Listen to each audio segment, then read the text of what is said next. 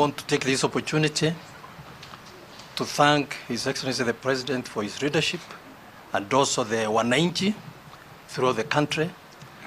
I'll give an example of Embu, where we got 4 residents who have been staying overseas, 3 in UK and 1 in Holland or Netherlands. If it was not because of the alertness of the people in the villages, they would have gone there and invited people all over the place. But we were able to contain the 4 very fast.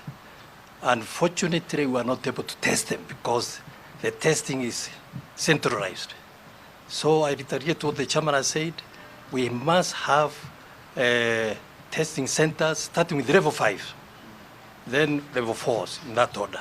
Machakos, tuko na lab, tuko na all the equipment ready ya kutest coronavirus. Tunangojea tu tukue accredited, tukue approved, and it is the same with other counties. Tuko tayari, we can start testing coronavirus tomorrow. Tunataka ingine ikue western, ingine ikue north, south. We cannot bring everything to Nairobi.